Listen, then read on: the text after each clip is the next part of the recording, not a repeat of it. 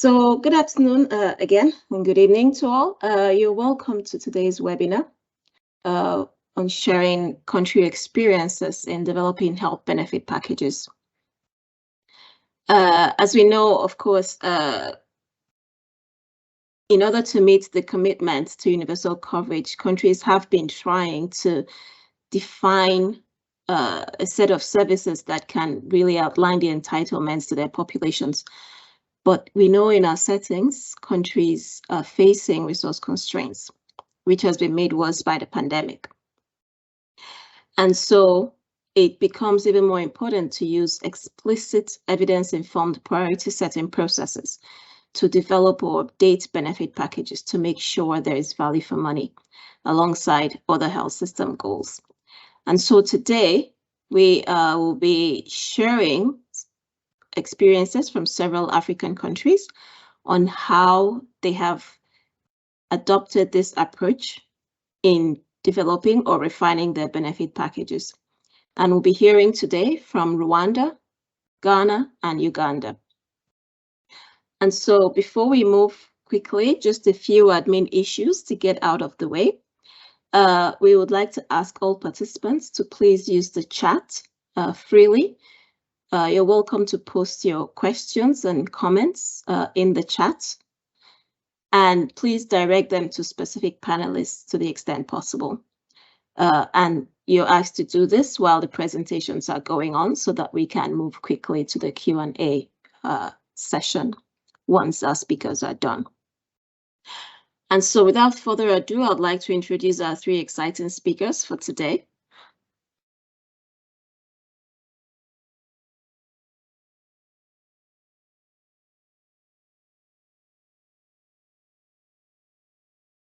And firstly, we'll be having Dr. Parfait Owaliraye, the Head of Planning, Health Financing and M&E Department in the Ministry of Health of Rwanda. And we also have Dr. Brian Adu-Asare, Deputy Director of Pharmaceutical Services from the Ministry of Health of Ghana. And we have Dr. Elizabeth Ekirapa, a Senior Lecturer from the Makerere University School of Public Health in Uganda. And I'm happy to note that we are maintaining a good gender balance here. This is a quick run through of our program for today. We'll listen to our three panelists and we'll open the floor for question and answer for discussion. And so without wasting further time, I'd like to invite Dr. Parfait to please take the floor. Thank you very much, Ogochukwu, Dr. Ogochukwu. I would like to, as you mentioned, I'm from Rwanda, the Ministry of Health. I would like to share with you some few slides that will just make some like introduction and sharing our experience in terms of developing the health benefit package with the purpose of achieving the universal health coverage. So I will take you through the few slides that we have prepared. I don't know if you can see my slides. Yes, we can. Yes, we can. Okay. They're not yet in full screen. Okay. So I will just share some few background about the development of benefit package as a case of Rwanda, and moving from what we aspire as a country, but also sharing with you some what has been done, but also what are the next step, and also sharing the lesson learned, challenge, and what was the enabler or the facilitator of achieving or make some progress in this area of benefit package development. So as aspiration of a country, we wanted to move from the existing service package as used to be to a well-defined health benefits package. Of course, for those who are well familiar with when we set up a facility, definitely list of the service that is supposed to be provided services used to be the same as what we have been expected to be taken as a benefit package. As I mean, the service that should be reimbursed by the purchaser. So that was I would say what we used to be. The approach we used to undertake.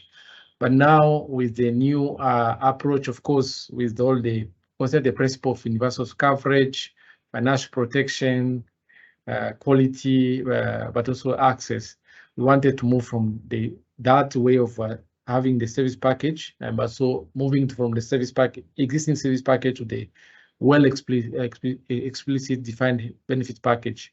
But the purpose was to improve the healthcare delivery, and also to ensure that we can also strengthen some of the level of healthcare system, especially the primary healthcare.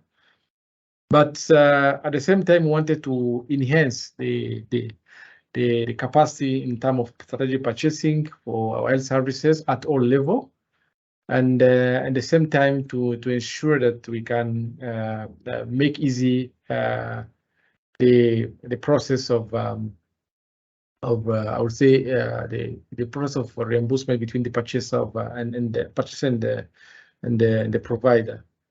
So as an example, in Rwanda, we have a very good, I would say, a very good coverage in terms of people being covered by health insurance. That has been there for the past 15 years. And we have one of the big schemes covering the majority of the informal sector, which is the community health insurance, the CBHI.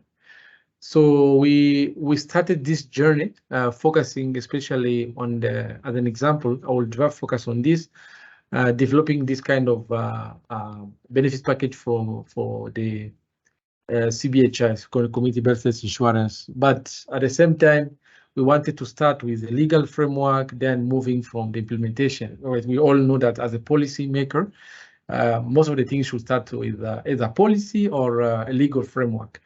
So in 2021, we developed a ministerial instruction that defined the methodology of defining this benefits package.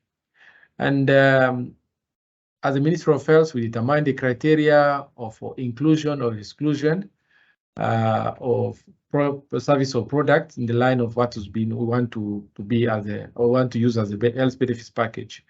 So we invited the provider and also the purchaser to ensure that we can implement this instruction, but at the same time we develop the guideline. So as part of accountability, we put in together our institutional arrangement. We put together a committee which will be in charge, of this determining this benefit package for that specific scheme. But at the same time, ministry keep the role of the oversight. So as part of the criteria of inclusion or exclusion, just highlight what is in our legal framework. We wanted to see if what you're going to propose to be part of or to include on the existing list of services, it has an impact of less problem in terms of mortality, morbidity, or financial costs, and also I understand the degree of the treatment that we are going to provide as our intervention for specific intended purposes, understanding also the cost of the treatment, and compare the outcome of this treatment and the costs, but also to understand the magnitude of the benefit to the patient in terms of its life saving, or the treatment or the intervention is not either is adding value to the life of the people who are going to provide, I mean, to access that services. Another criteria was about the degree in terms of equity, the degree to which that is affect the vulnerable population, impact on budget as far as we are talking about the financial protection, but also availability of resources, political consideration, but also emergency consideration. In town, maybe we can be like the case of COVID, that will get something very urgent to see how we can include it. Those are the quite of the criteria that was set together as part of the committee. These are the members of the committee. It's a mixture of different stakeholders. We have policymakers, we do have purchaser, we have agency in charge of procuring medicines, regulators like Food and Drug Authority, also agency in terms of which is in charge of the service provision, overseeing the service provision across the sector, beyond even the health sector. We also have the representative of professional health professional regulators, especially councils, private sector, academia, but also the civil society, especially the patient association representative. These are quite of all wanted to be as much as we can inclusive, but also make sure that there's a very good participatory approach to everyone see that no one is left behind in this process, and all the interests being considered in the framework of this benefit package as per the criteria that was set. As a progress, I just want to highlight what has been done. The ministerial instruction has been published, gazetted, the committee has been put together, the development of standard treatment guideline, but also the revision of essential medicine list has been updated and also issued. With the support of some stakeholder partners, we had a training on the benefit package, but focusing more on priority setting aspects, but also how to define this benefit package. So we also conduct some assessment for some of the priority services, especially we start with the cancer services, taking from all aspects from the prevention, treatment, but also the rehabilitation aspect as well. As a next step, we are planning to validate, also approve this assessment result for the cancer services. It has used a lot of process using evidence. It was a rigorous process. It's through an evidence-based approach that has been used to make sure that it's really bring solid evidence and also foundation. So as next step, we'll take other priority services. We are planning to take like assistive technology, we also take this minimal invasive surgery, but also that costly intervention like interventional cardiology, interventional radiology, but also transplant surgery. Those will be part of the other product services that we include in the same assessment to ensure that it can also be part of the benefit package. So another thing that we need to we're going to undertake is to continue to strengthen the capacity in terms of priority setting in the policy maker in MOH, but also purchaser. MOH include the provider as well, but also and the purchaser. So what were the enablers and challenge and lesson learned? I would say the first things as enabler was we have very supportive leadership at all levels, even at the level of the sector, to ensure that we have better consistency environment to implement this evidence-based policy or intervention. Accountability mechanism was one of the enablers. Institutional arrangements ensure that there are clear responsibility between stakeholders, among stakeholders, provider, there's no conflict of interest, especially on the side of provider and purchaser. As a challenge, availability of data, timely availability in terms of timeliness, but also the use of the data. Another thing was as a challenge was the limited capacity in terms of conducting the assessment, especially this area of priority setting approach. As a lesson learned, we learned that we need to build strong data system to ensure that we have timely data can have real-time data either at the time of we need to analyze or do any kind of assessment, so we can be able to regularly update our benefit package. Another lesson learned, we need to, in addition to build strong data system, we need to promote the culture of data use, of for the evidence-based priority setting. So this is part of the overall overall approach that we want to do. Especially, we want to institutionalize this priority setting mechanism, or the HTA, as used to be. Which sometimes considered in some form we call HTA, but really our focus is to make sure that we can institutionalize this priority setting approach in all our institutions, but also make easy our work on daily basis. So thank you very much for your kind attention.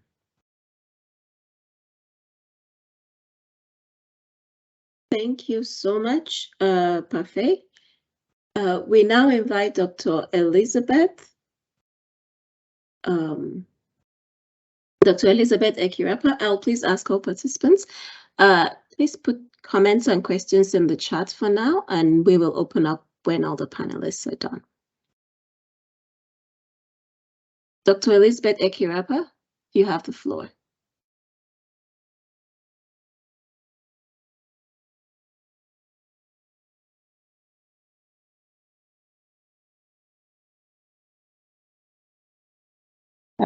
Thank you.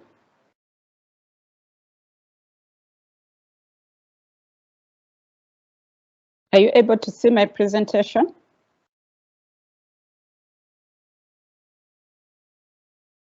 Not yet. Not yet. Okay. Let me try that again.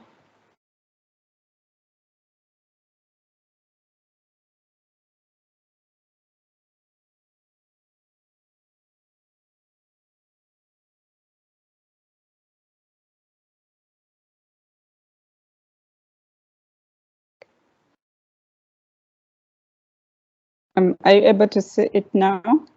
Yes, perfect. Please go ahead. Okay.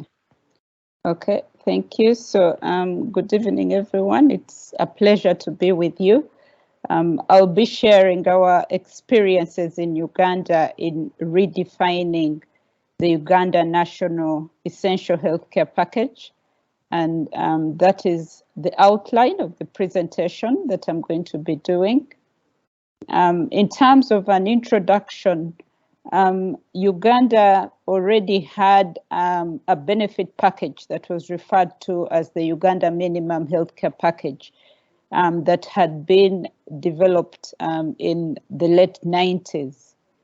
But since then, a number of things had changed in the country, and one of the areas of change was with regard to the disease burden, where we now had or have a dual disease burden, and therefore we needed to have a benefit package that contains a package of cost-effective interventions that can be able to address this dual disease burden and commonest causes of mortality, but also one that can be able to prevent the huge burden of preventable illnesses that we had. In addition, we're also cognizant of the fact that the benefit package that we have as a country needs to be aligned to the resources that are available, and therefore needs to be updated regularly. We're also aware of the fact that it's recommended that benefit packages are developed with wide stakeholder consultation. So this was taken into consideration while we were planning to redesign the package. But also we noted that the design and the implementation can be affected by several factors: health system constraints, resource availability, political constraints, and so on. As I mentioned, we had a minimum healthcare package before, but one of the challenges with this package was that it was not explicit. It simply mentioned broad categories such as prevention and management of communicable diseases or prevention and management of non-communicable diseases, and you couldn't tell the interventions that were there. Because it had not been updated in a long time, it also did not cater for some of the more recent risk factors for NCDs. talking about environmental health related challenges such as pollution, the increase in road traffic accidents and so on. Another experience that was reported with this package was the fact that the package was not available to the entire population of Uganda. Uganda provides free services to its citizens and also to all those residing in Uganda. And so issues related to inadequacies in resources had been a common challenge in the country. So we had to bear all this in mind when redesigning this particular package. And saying that we had to bear this in mind does not really mean that we were able to solve all these challenges. Some of them still persisted, as you'll be able to see. So the priority setting objective that we had was to analyze that minimum healthcare package that we had and develop a revised essential healthcare package that could be used to achieve universal healthcare coverage based on agreed inclusion criteria. And we were tasked to also develop at least 3 different scenarios. So the Uganda Essential Healthcare Package that we aimed to develop was defined as a package that should have cost-effective, affordable, preventive, promotive, rehabilitative, palliative, and curative services that should be universally provided to the population in Uganda relative to need through a multi-sectoral and collaborative approach. In terms of the process that we used, we used a framework that was proposed by Glassman and colleagues, in which you begin by setting your goals and criteria, then operationalizing that, choosing the shape of the package, identifying the evidence you have, and that you don't have, and then thereafter identifying the interventions that you'd like to include and having deliberations based on that, and finally recommendations and decisions which should later be moved to the implementation stage. So that's the process that we followed. We involved several actors in this process. The process was overseen by a steering committee that had several partners, just as the case was for Rwanda. And so at various stages in the development of the package, we kept presenting to the committee and getting feedback from them and addressing that feedback. We also had consultations with other stakeholders who were not part of the steering committee, and we did this through key informant interviews and also meetings. So we have technical working groups in the Ministry of Health that represent different departments and divisions. So we interfaced with those groups. We had development partners. We had a Zoom meeting through which we engaged the public, or attempted to engage the public. We had academia. We were working with the Makerere University School of Public Health and also the University of York professional associations and also civil society. So they had input into the development of the package. In terms of the criteria, we reviewed criteria that had been used by other countries, and we selected cost effectiveness, burden of disease, equity, and feasibility. And we also identified 2 main exclusion criteria. We wanted the interventions included in the package to be aligned with different national health policy guidelines. We also wanted to ensure that the interventions that are included could be implemented within the country. So we operationalized those criteria, and I'll be sharing a little later how we did that, and also used different methods for the option appraisal. We used a modified form of a multi-decision criteria analysis, cost effectiveness analysis, linear programming, and also scenario analysis. So for the criteria on cost effectiveness, we had earlier done some work with the University of York, trying to develop a package that was strictly aligned to the resources available in the country, and so that our work had availed us a number of studies that had cost-effective interventions. So based on that, we were able to identify interventions that were cost-effective or not cost-effective. But for us to be able to utilize this criteria together with other criteria, we decided to use a scoring system. So for cost effectiveness, a score of 0 meant that it was not cost effective based on the cutoff. A score of 1 meant it was effective based on existing evidence. So for this, where we gave 1, you'd find that there are cases where we did not find any cost effectiveness evidence, and yet these are practices that were already being done in the country and that were considered effective. And then a score of 2 meant it was cost effective based on the CEA results that we had. We considered burden of disease and utilized statistics from the 2019 Global Burden of Disease, and a score of 3 meant that intervention was among addressing one of the top 10 causes of mortality in the country, or linked to one of the top 10 causes of mortality. 2 meant it was not among the top 10, but was still an important cause of morbidity, disability, or mortality. And then 1 meant it contributes to poor population health, but it's not a major cause of morbidity and mortality.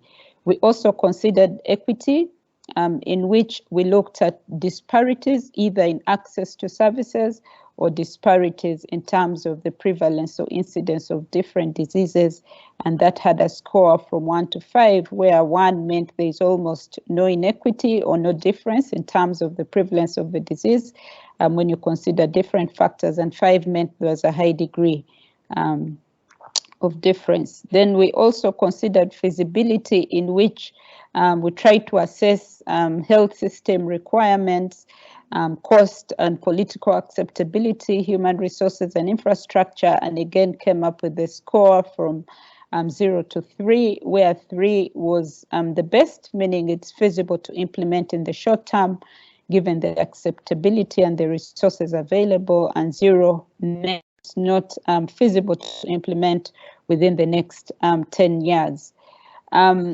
Then we also did a weighting for this criteria for cost effectiveness, and the weight was weighted by 10, burden of disease by 10, because we considered this the most critical, and then feasibility and equity had a burden of 5. So we identified the interventions that were already existing within those broad packages, or that could fit within the broad categorization that we had in the minimum healthcare package that we had. And then we added interventions that were identified through our consultations, and then we assessed them based on that criteria and considered the interventions that had a cutoff that was above 20. So after we had some back and forth for certain interventions, but at the end of that process, we came up with 6 clusters and interventions within 6 clusters. Previously, in the previous package, we did not have surgical and anesthesia care. We also didn't have emergency, high dependency, and critical care.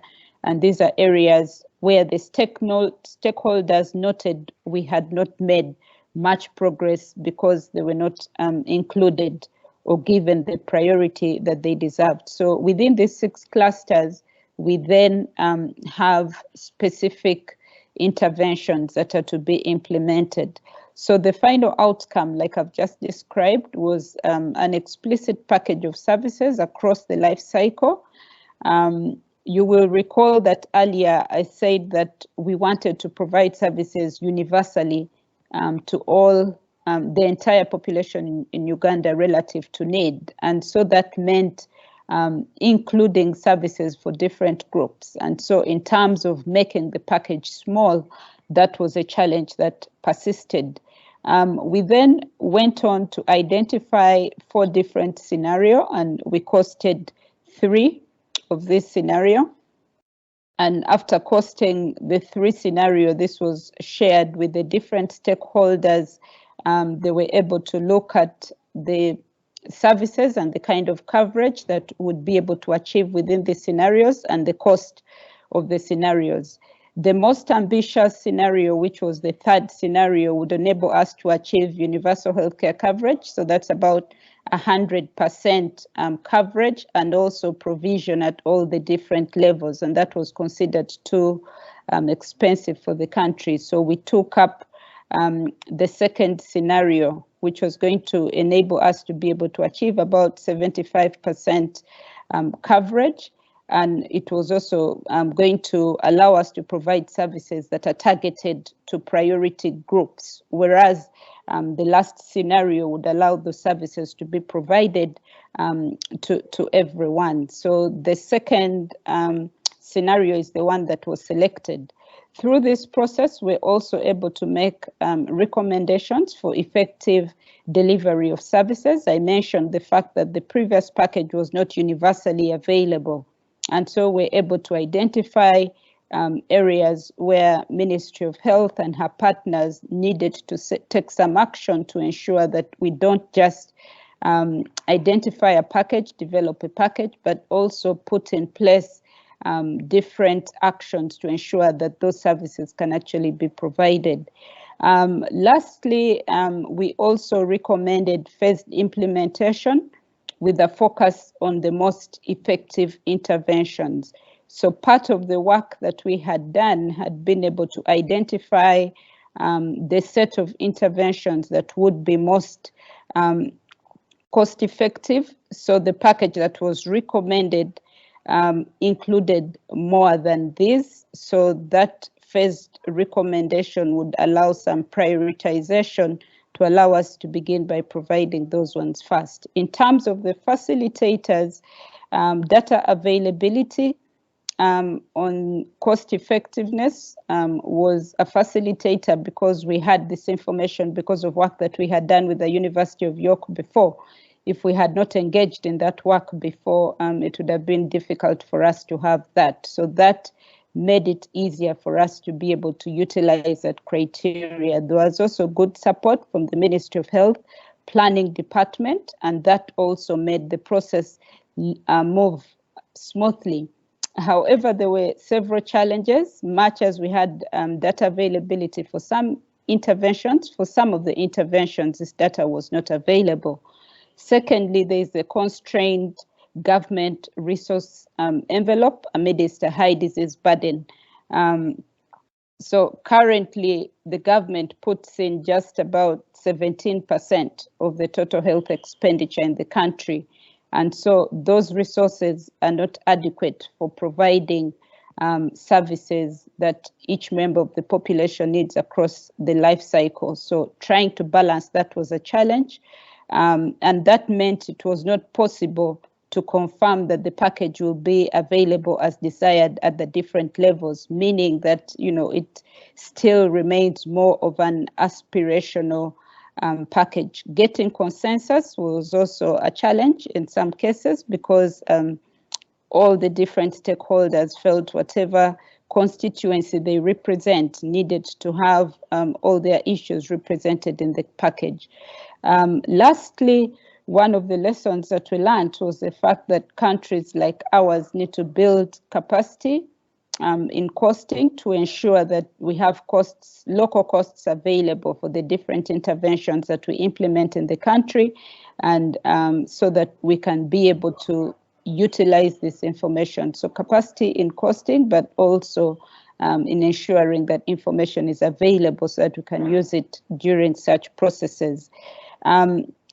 We also learned that much as we may desire our ministries of health to come up with the benefit package that is aligned to the resources available, when you have a situation where there are global goals and aspirations such as achieving universal healthcare coverage, and when that is coupled with national political aspirations, for instance, in our country, the ruling government desires to provide services to everyone. So when you have that kind of situation amidst constrained resources, it's difficult for the Ministry of Health to actually come up with a benefit package that is linked to the available resources. And so that becomes difficult to achieve in reality. So to deal with that, such aspirational packages can have a phased implementation plan so that the government can then identify priority services that it will start by offering, and that should target the most cost-effective interventions and also the priority populations, and then gradually move towards providing other services. I'd like to acknowledge UHSS, the Uganda Health System Strengthening Project, that funded this through the Palladium Group, Tanzila Ose, that funded the work that we did with the York University, the Ministry of Health Planning, the School of Public Health, and our respondents. Thank you. Thank you so much, Elizabeth, for a really interesting presentation. So we'll go right now to Dr. Brian Asari from Ghana.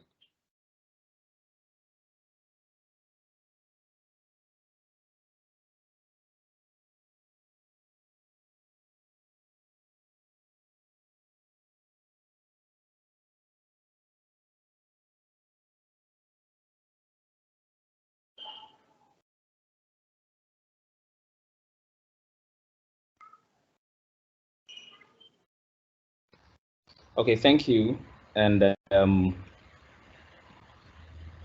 just want to also share some of the experiences from Ghana with respect to benefits package. And basically, where we are going in Ghana is to use priority setting tools like health technology assessments to actually be managing the benefits package. And there's a clear strategy around this, which talks about using ATA as a tool for benefits package design, including clinical services and reimbursements. The idea around this is that the benefits package that we have in Ghana is defined through a legislative instrument, and is managed by an authority that the law creates or establishes. It manages a negative list that defines exclusions and is quite also benevolent for a number of services defined broadly. So what we are doing is to actually use optimization or priority setting tools to optimize the lists or the scope of the benefits package downstream. And we've done it for a number of areas, and those are the things that I'll be talking about. What has helped is that in terms of benefits package, there are clear governance decision-making centers that can be identified. So when it comes to the benefits package, that has to do with our National Health Insurance Authority, the Ministry of Health, and other stakeholders. But then the National Health Authority and then the Ministry of Health are the key focal centers for decision-making with respect to benefits package design or updates. And I'll be using these three instances to show how modifications have happened within the context of the larger legally defined benefits package, which exists as a social contract between the people and then the state. So we have an example in the area of childhood cancers. We have an example in the area of prioritizing calcium channel blockers and directives for newly diagnosed hypertensive patients without complications. And then we also have a case for pneumonia management in children, where now the benefits move to dispersible tablets instead of suspensions. These three I'll just cite as demonstration cases for updates to benefits package. So I will start with the childhood cancer management. This is a flagship for Ghana because of how fast this update took place. In terms of the process undertaking, we actually had to look at what the burden is for childhood cancers. And from there, we actually engaged a lot of stakeholders around childhood cancers, the Ministry of Health, the Ghana Health Service, teaching hospitals, the health insurance itself, the World Health Organization country office in Ghana, parents of childhood cancer patients have an association, and that was a very critical stakeholder to engage. And then also we have the Pediatrics Association of Ghana, plus a few other stakeholders, of course. But in all of this, you realize that having engaged the stakeholders, then the issues regarding this particular area of benefit was well defined, and then we framed questions as to how best to optimize this space. And the issue was very simple. When it came to criteria, we had to look at equity. And I will just throw some more light on the equity factor. The equity factor had to do with the fact that in terms of benefits, there were actually interventions that are being reimbursed for breast and cervical. But then if you drill down to what patients actually get, then the drugs or the specific tests that could have also been used in the child population with childhood cancers, where the WHO actually makes recommendations for those drugs, those were not actually being reimbursed for children. So what I mean is that if a mother and a child both had cancer, and the mother had breast or cervical, and the child had any of the childhood cancers, Burkitt lymphoma, ALL, or any of that sort, the same drug would have been given to the mother, but then the system doesn't reimburse for the child. So we made a case for equity. We made a case for potential for cost effectiveness. We made a case for the number of cases that we could get. And here we had 1,300 cases of childhood cancers every year. And that was considered not a problem. I mean, so that could easily be addressed with the needed evidence to support that decision. And of course, we also made a case with household cost impact, as in impact for domestic expenditure, household expenditure, when it came to childhood cancer management. And this is where we actually had a lot of interesting cases, because there had been some qualitative work done earlier that unearthed the fact that the social cost to this in terms of cost on household was so great, to the extent that there are households where siblings opt to not go to school because domestic resources had to be rechanneled to support the treatment of their sibling who had a childhood cancer. So all of this together, the equity, the potential for cost effectiveness, the scope of users that will benefit, and then the benefit over existing treatment, and then household cost impacts, established the case for childhood cancers in Ghana. And this was the criteria that I just went through. And we moved on to actually do some analysis to look at the evidence. And when we did the analysis, we realized that the current practice in terms of the differential between the two, the questions were, do we reimburse or we don't reimburse? In other words, do we include childhood cancer into the benefits package or we shouldn't for the public payer? And we realized that it was actually cost saving to actually do that, in that you are saving about $220 per daily averted. We went on to introduce some uncertainty in the analysis, and then they realized that in almost every scenario, when you look at it and considering there's uncertainty in the parameters, the decision to actually reimburse for childhood cancers will remain cost effective, because that decision to reimburse actually dominated the current practice of not reimbursing for childhood cancers. Of course, we had to simulate the budget impact over 5 years, and then when we did that, our base case was almost close to $1 million to address the new incidence of 1,300 cases of childhood cancers that were coming into the system. So based on these, decisions were made, and then the benefits package was updated accordingly. I will cite another case for hypertension management, where the analysis also led us to prioritize calcium channel blockers and diuretics for newly diagnosed cases. Before then, you could get any of the major 5 categories of antihypertensives that were listed on our essential medicines list as a benefit, and the sense of algorithm was not there, so that was subject to the level of practice that you were accessing care.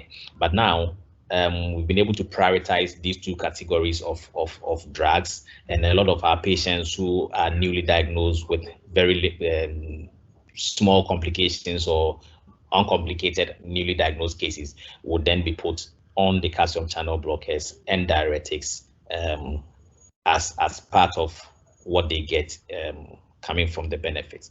So we moved on, and this is another case where we actually had to, because at the end of the day, when you have defined a benefits package, then you need to purchase a service.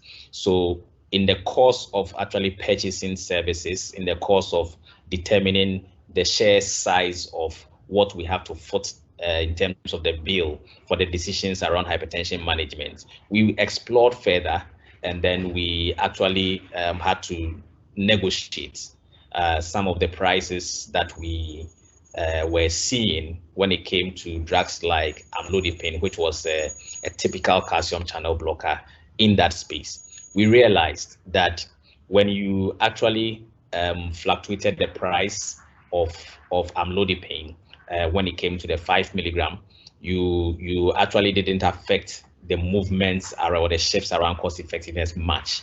But then for the 10 milligram, that was very sensitive. So the committee decided that, okay, we would go and then actually engage suppliers, engage the purchasing functions to actually drill down the cost of the 10 milligram, and they focus on that so that we actually have a smaller pairs of funding load or cost load to deal with when it came to the whole hypertension management. Because if you look at the data for the distribution of which of these drugs, you realize that it tilts more towards the calcium channel blockers than even the diuretics. So that was actually the focus, to try and reduce costs. So here, the same process, but when it came to the price negotiations, there's also a different process for price negotiations. So that process was engaged to using the National Medicines Price Committee to do price negotiations with private sector, with suppliers. So there was a little bit of a different process when it came to this. And because of that, the actors also were a bit extended to include suppliers and all these other types of stakeholders to come through to look at this particular thing. But that was the only difference for this particular hypertension case. The rest followed the same process as I outlined for childhood cancers. Then the last case I want to also cite was this case for pneumonia management in children. And here we were torn with, should we actually include the suspensions for the same drug or the dispersible tablet? Seems like a trivial decision, but when we looked at that particular case closer, then we realized that there was a big difference in terms of cost between the two. And then when we analyzed, we realized that we actually make, so this was typically what the economists will call a cost minimization analysis, looking at the various dispersible tablets that are there versus the suspension for vis-a-vis the kind of prevalence and incidence that we are dealing with for pneumonia in children. And when we did this, we realized that our best bet and value for money was to actually look for the amoxicillin dispersible tablets. The multi-dispensing blister pack comes in a 10 by 10, and that was much more, that came at a very lower cost compared to the rest. And of course, if you are looking at even other costs, this cost analysis was done from the perspective of the public payer. And these were the simulations that we had. Of course, the other aspects that were not even included in the analysis was the fact that in cutting a whole track of suspensions across country to various medical stores and all, the weight per mileage is more expensive to deal with suspensions than to deal with the blisters. That was not even included in the analysis. This was just an analysis from the perspective of the public payer. So this also led us to actually prioritize this form, the dispersible tablet in that particular form over the other types. Again, here the same process also applied. Here the actors included entities like UNICEF, entities like Pediatrics Association, entities like the Ghana Antimicrobial Resistance Secretariat, and then platform. They also have an interministerial body that provides governance for them. So the body of stakeholders and actors also were slightly different for this particular one, but the criteria remains the same, that pneumonia is a critical agenda in terms of its burden, in terms of the issues around potential for cost effectiveness, etc. And if you look at the difference between what I have here on the green and what I have here in the red, that's a significant gap. So there's a potential to save money in this area as well. So in a nutshell, there were a few enablers in all these stories that I've presented.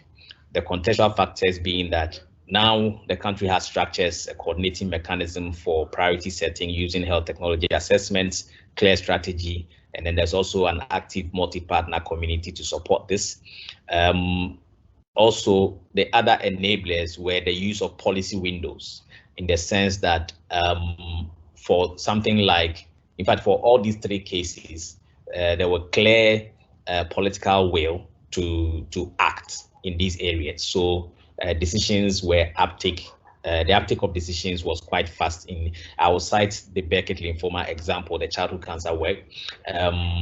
Before, at the point where we actually disseminated our initial findings to stakeholders, some of the decision-making processes actually started. So by the time the report was out, actually decisions had actually been absorbed already because the core data had been disseminated. So it was that fast. And I think that idea about convergence in terms of the policy decision-making process is critical so far as our context is concerned. Responsiveness to country needs by technical partners, use of country structures and systems, a coordinated multi-stakeholder engagement process has all been enablers in this whole benefits package update or tweaking process. Of course, there are a few challenges. Challenges include the fact that the structures that are set to generate evidence to inform some of these updates of benefits package need to be strengthened moving forward. Okay, and it means that we needed to actually recruit more people to do some of the analytics and then all that. There are also issues around the model of engagements amongst stakeholders and amongst partnerships that we have. And also this has to be strengthened, and we are looking at continual engagements on items of mutual interest amongst the various stakeholders that we deal with. And you realize that in both three cases, the stakeholder range actually varied, and depending on what the issues were, you needed to actually engage other sets of key actors, and that has to be managed in a certain way to actually ensure that we are moving forward with the issues. So the need for further maximize synergies among stakeholders is also very critical. And then all these that I have presented are things that are evolving, things that are ongoing within the country. And priority setting using some of the modern tools that we have used in these three instances are things that the country is still strengthening its systems to be able to produce and then use evidence to do. So then it means that as we go along, we build as we sail, as it is put.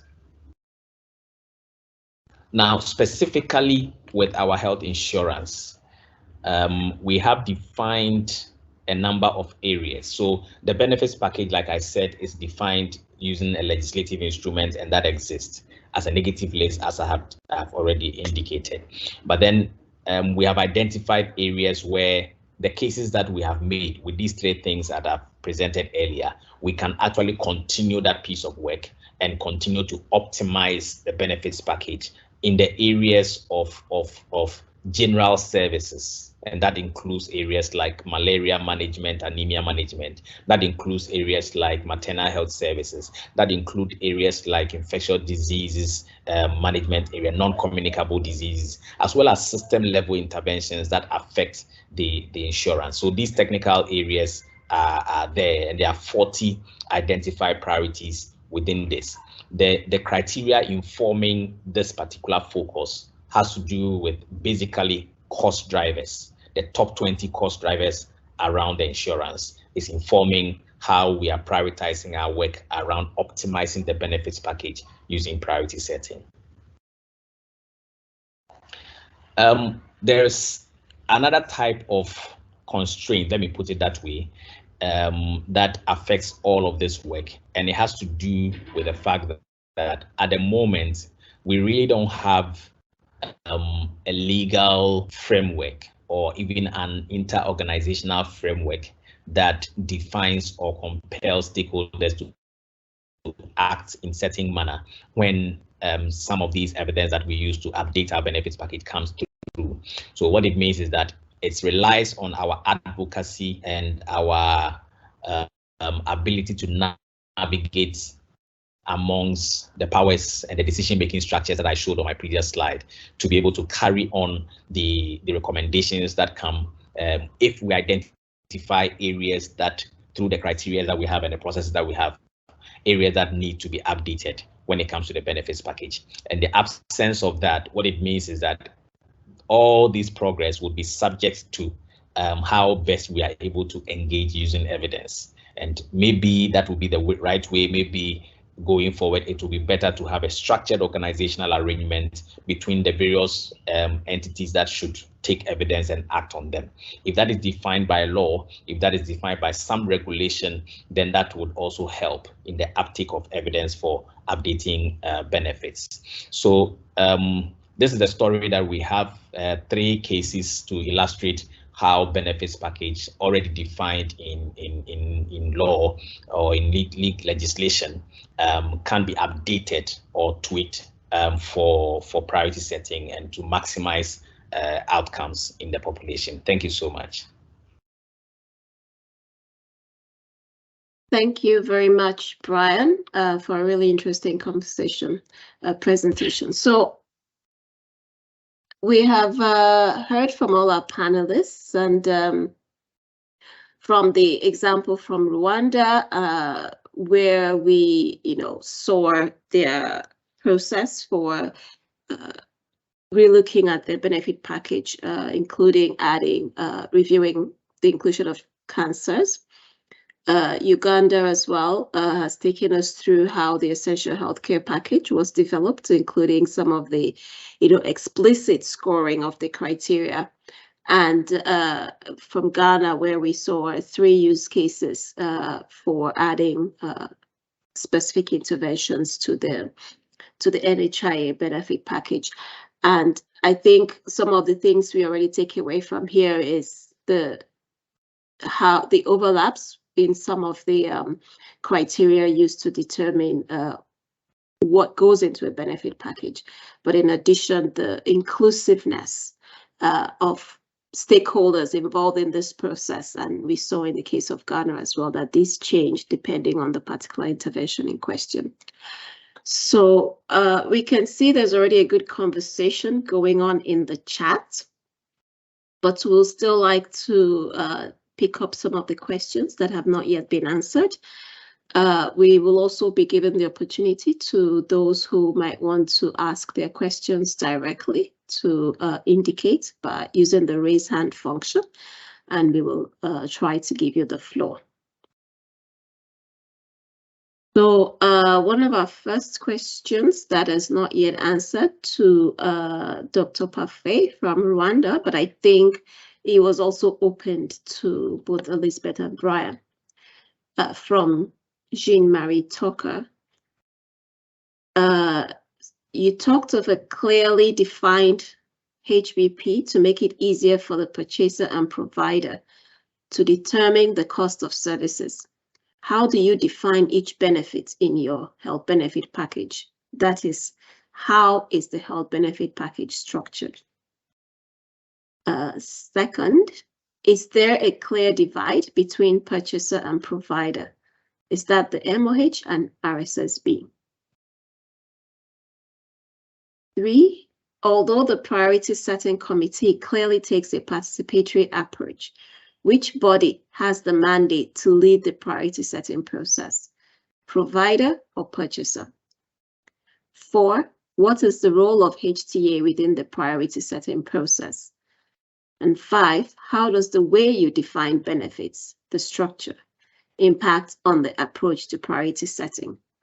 So as this is a cluster of 5, I'll just allow Dr. Buffet to quickly respond. And if Elizabeth or Brian have also responses from their context, you're welcome to come in. Over to you, Buffet.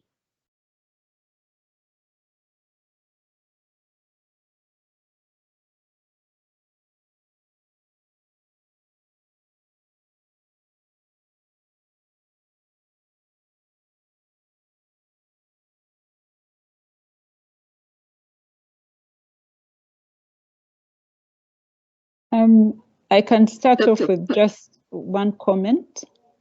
Okay, Elizabeth, please go on. I think we've lost Dr. Buffett for a while. Please go ahead, Elizabeth. Okay.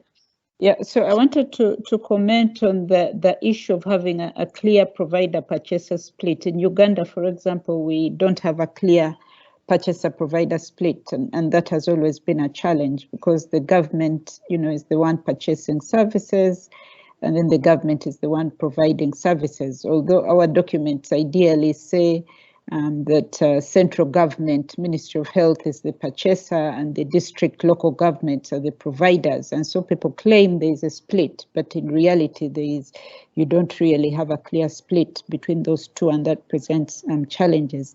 Then also on the last one about the way you define benefits and how that affects access to the package.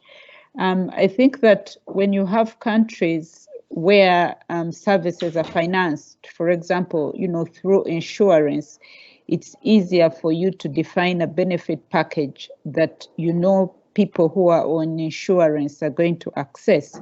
But if you have a situation like ours, I mentioned to you that we were looking at a benefit as a health intervention that an individual in Uganda is going to require, or an intervention that an individual needs, depending on where they are in their life cycle. So they could be a preterm baby, they could be an elderly man, they could be somebody with cancer, and you define a health benefit as that intervention that each one of them should be able to get. And beyond that, you, as a government, commit yourself to provide all these services without the client's support.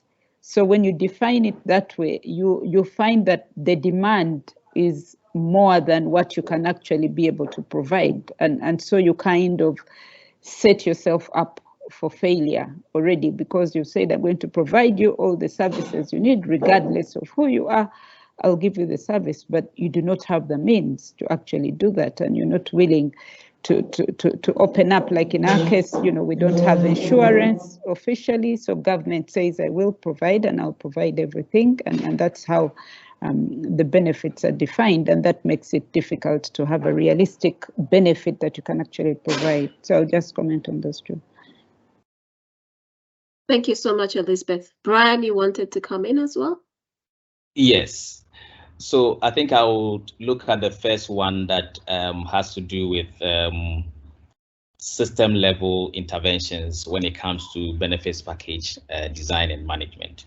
And I think in the context of Ghana, those has been, because they see the point is that when you define a benefits package, most instances, it's also coupled with the level of the health system where patients can access those packages.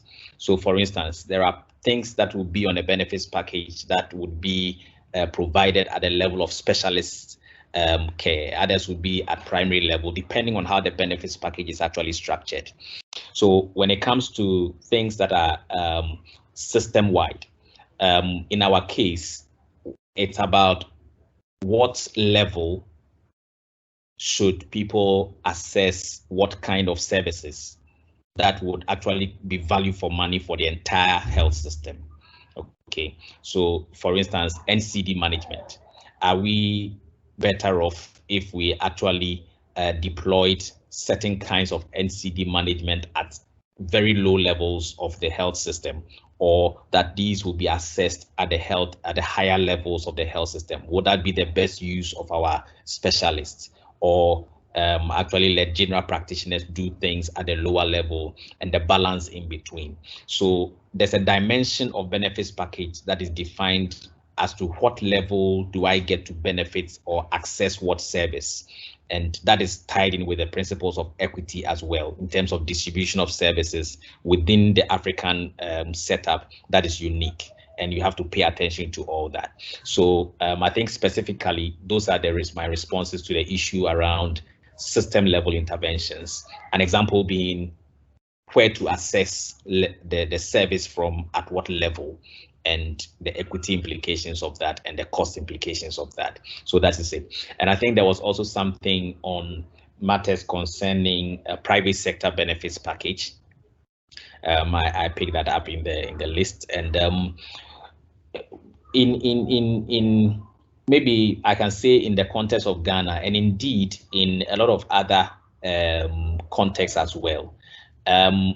The private sector benefits package, when it comes to, for instance, even financial risk protection, is normally a contract between a third-party insurer and then a second-person beneficiary, so that in some of the instances, the service is actually tiered according to what premium you pay and all of that. So it's a very varied space when it comes to Ghana, though there is regulation through an act that actually establishes a regulator to manage that space so that there can be some governance in there as well. But then that space is actually a contract between a third-party insurer and then somebody who is accessing insurance. The only thing that the state does in our context is actually to introduce a regulator in that space so that it's health. And health market is actually not a very perfect market, so the state comes in to bring some regulation. So maybe this will be my first two comments, and then the other facilitators can come in, or we can take the second round. Over. Thank you, Brian. Yeah, I think you've already answered some additional questions. So, but linked to what you responded on the system level, there was another question. Is there any tracking of what proportion of the priority setting or HTA exercises apply to interventions delivered in a PHC setting versus secondary or tertiary?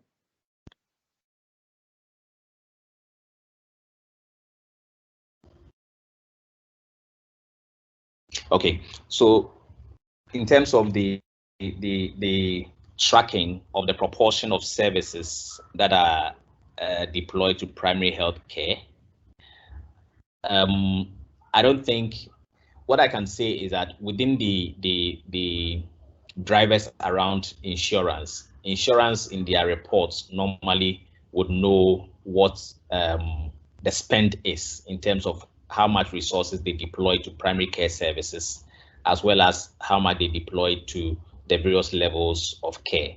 So in monetary terms, we can speak to the quantums like that. I don't have the figures off my head, but I know that analysis is done by the insurance to look at what size of cost or financial investment they do at primary level and the various levels. Now, when it comes to the other side of it, in terms of what benefits people also get within the various tiers around primary health care, that is also very well defined. And every country that has a benefits package that is tiered according to levels of the system indirectly have actually defined their primary healthcare space and what is in there. And then if they are also able to do that within their financing or how much they are putting in, then at least they have a sense of what people are getting and how much we are paying. So in a lot of country contexts, that can be done very easily. In the context of Ghana, I don't have the numbers on my fingertips, but there are publications and reports with a reimbursement entity that actually has this information. Was there a second one? Not yet, but I think Parfait is back, so we'll go back to him briefly. Parfait, there was a series of questions. I don't know if I should read them out again for you, but some of them related to how do you define each benefit in your benefit package? So how is it structured? Is there a clear divide between the purchaser and the provider? Although the priority setting committee is participatory, which body has the mandate to lead the priority setting process? Is it the provider or the purchaser? What is the role of HTA within the priority setting process? And how does the way you define benefits impact on the approach to priority setting? Please feel free to take them in any order. Thank you very much, Daoche. So thank you very much for the question. So for the split between the purchaser and the provider, there is a clear split or separation of function between the purchaser in terms of institution arrangement, in terms of policy, but also in terms of process. So it has been there since the 2015 when the government took that kind of decision, moving the big scheme, which is the community-based insurance, moving from the that was under the roof of Ministry of Health, and put it under RSSP, which is one of our biggest public social health insurance scheme. So that splits as a major policy reform that has completely separate the function of provider and the purchaser. So in terms of definition, how benefit package is being set, as I said in our presentation, we used to do the archaic way of having the service package. The understanding of service package, and which is equal to the health benefit package. But that health benefit package at that time was just people getting around, have a same understanding, have common agreement that among the service that will be provided at this level, we'll just take this set of a list. So we moved from that way. That was 2021, as we mentioned, with the new legal framework that has been put in place, and with some selection criteria. But of course, we didn't say that we are going to put aside what was already set.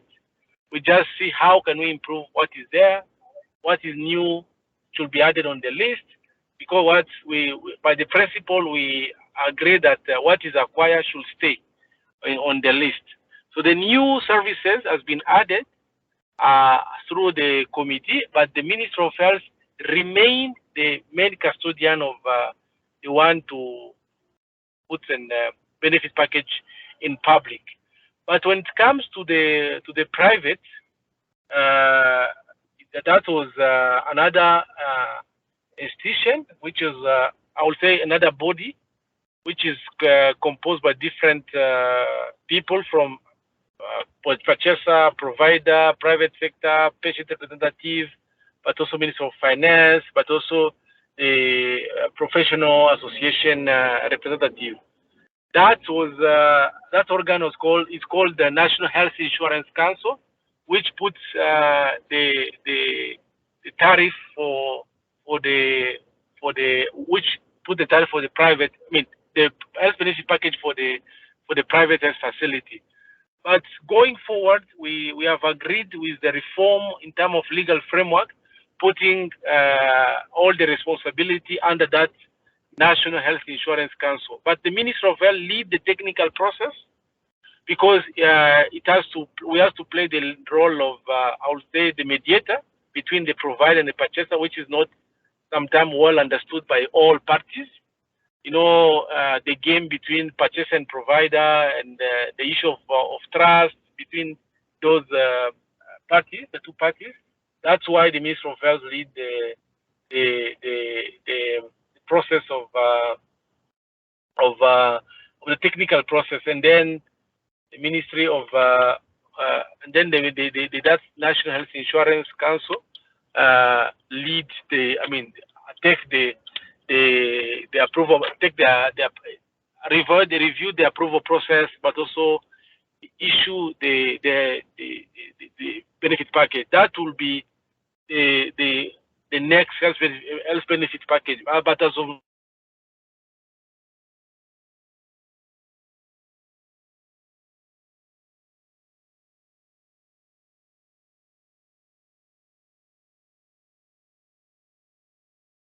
I think we've lost Parfait.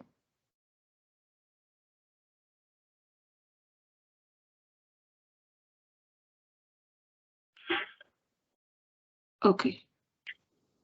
Parfait, we lost you for a while.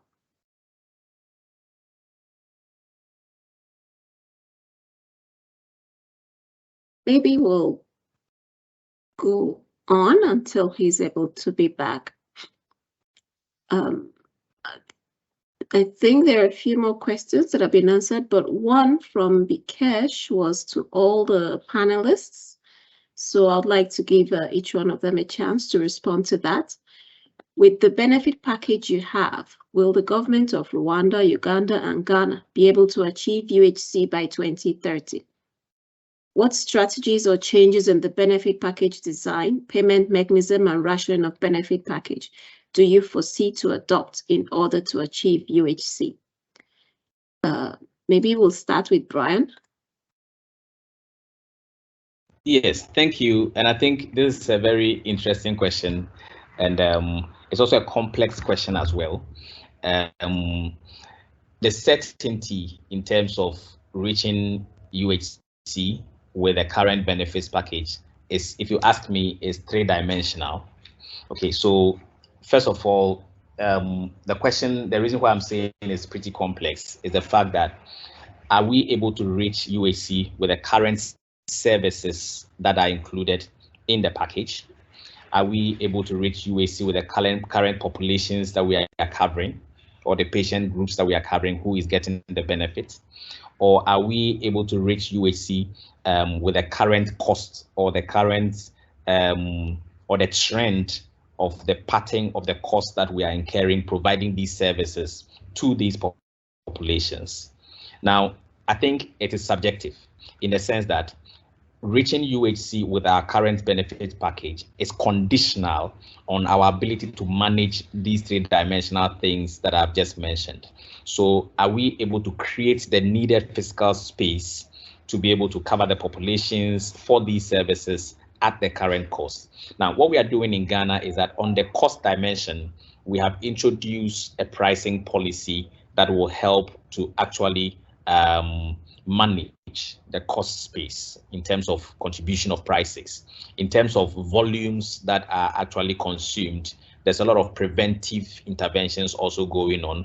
We are doing a lot of work around non-communicable diseases, which is a key cost driver in the space. In terms of the services, we are using priority setting tools to actually get the best mix of services that the populations are getting. And we are also actually, through that, in Ghana, we expand more than we contract in terms of benefits package. So in all of this, it's about, are we able to create a sustainable fiscal space that will cover all of this? The answer is that if we are able to successfully do the things we are doing and do them very well, it is a big yes. But if we are not able to do these things that I've mentioned, then it gets a bit more difficult to predict this UHC agenda with certainty. And I believe that we're on the right path. I believe that if we keep doing the things that we are doing, and maybe not only in the Ghanaian context, but in the other contexts as well, if we keep doing the things that we are doing in our various contexts that we know are tested and proven and driven by evidence, we should be able to get there. Over. Thank you so much. Elizabeth, I know you commented a bit on this in the chat, but do you want to share a few words? Yes, thank you. I'll make a few comments.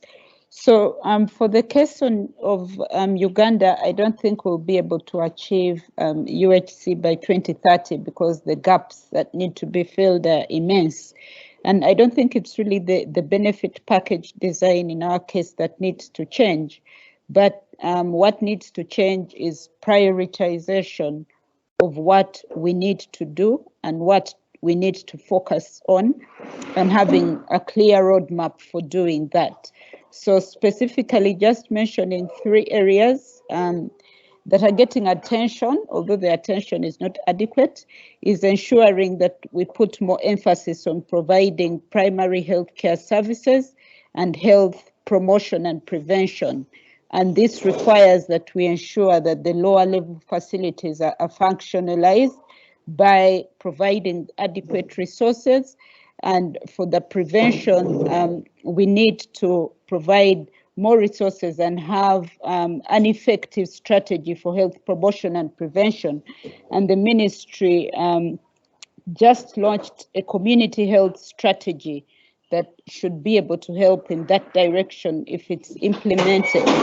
And doing that will also help us to reduce the frequent recurrent costs that go into drugs, for example, if we prioritize the prevention of those illnesses. So we'll also be able to save money.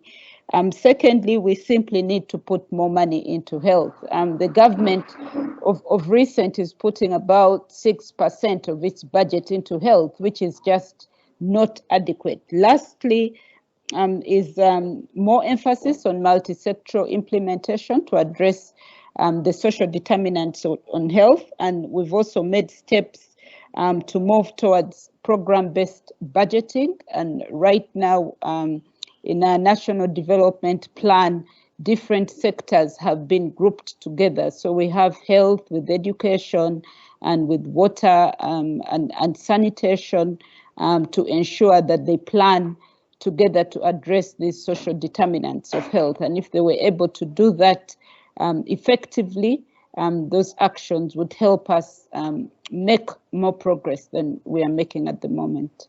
Yeah.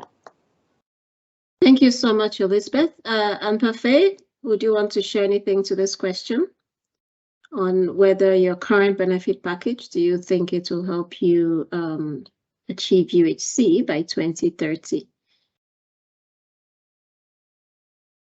And what strategies or changes in the package design, payment mechanism, or rationing do you foresee to adopt in order to achieve UHC?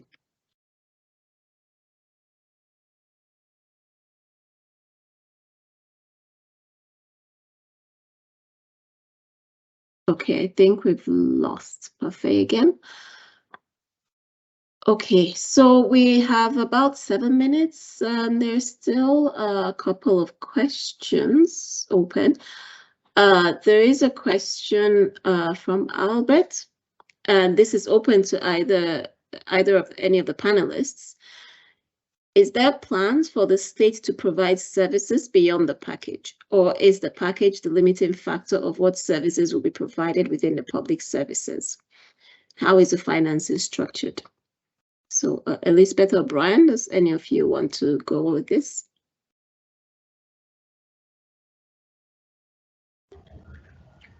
Okay, so maybe let me have a first bite at this.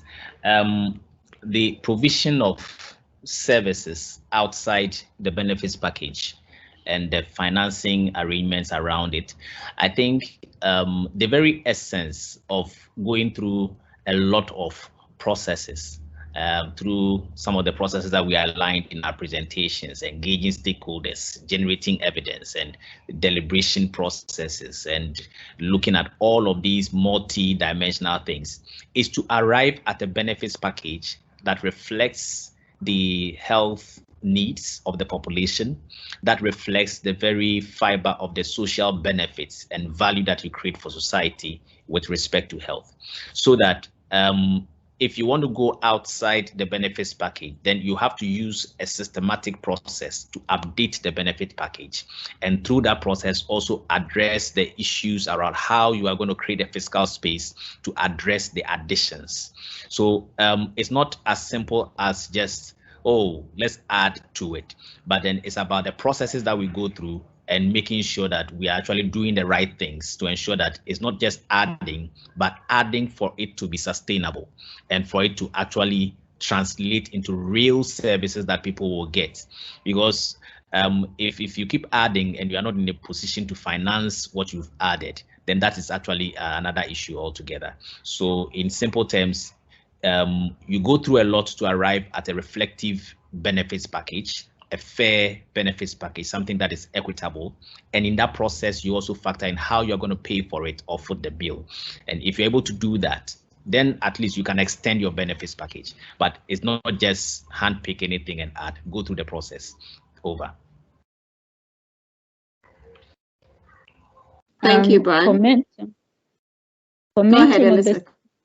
Commenting on the same in Uganda, the services in our benefit package are provided by both the public sector and the private sector. So the package includes the essential services that need to be provided across the life cycle.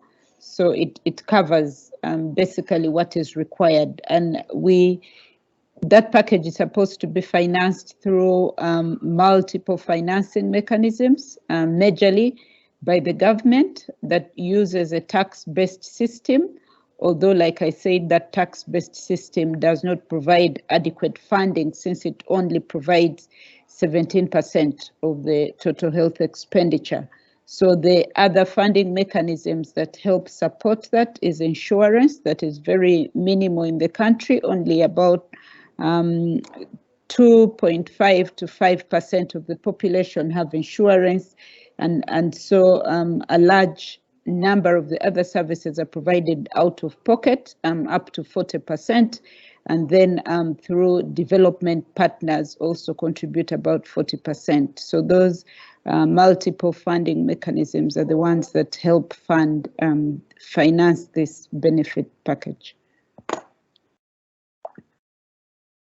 Okay, thank you so much, Elizabeth. And I think with this, we've gone through all the questions which have either been answered directly by the panelists or responded to in the chat. I would like to thank everyone for what has been a really engaging session, both our panelists for taking the time to prepare to speak to us, and for the participants for really engaging and interacting with your questions and comments. If there is nothing else from anyone, I'll close the session for today, and we look forward to welcoming you to the next webinar. Well, that's on behalf of the Afro HTA Network, but I'm their mouthpiece for today. As Brian Awa is mentioning, they will share a link of the recording for those who might have missed parts of it to be able to catch up in full. So thank you and enjoy the rest of your day.